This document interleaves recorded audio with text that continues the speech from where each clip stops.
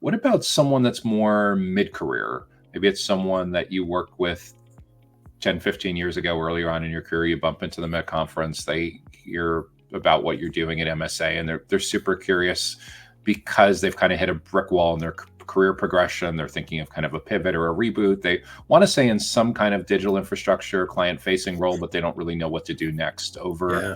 breakfast or lunch or over beer, what would you counsel a former colleague, friend to Well, be thinking I about? absolutely fit that bill. That's exactly what I did. I'm in my mid 40s and I jumped ship from a communications background that I've been doing for a long, long time.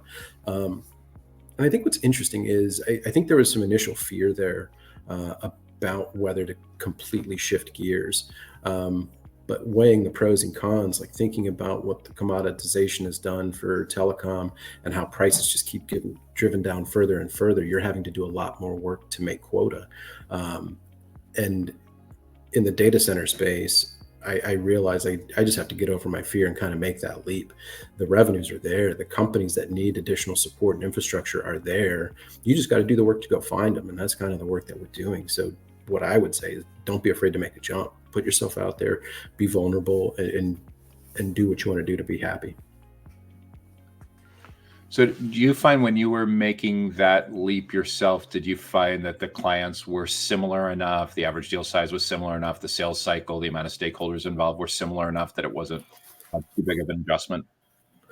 It wasn't too bad. I think the biggest adjustment for me, especially the first month or so, was a lot of the jargon that was being used by existing technical staff. I felt way over my head initially, but once I got my head around some of that stuff, it's really easy to talk about once you get comfortable, and that's all it took was just getting comfortable.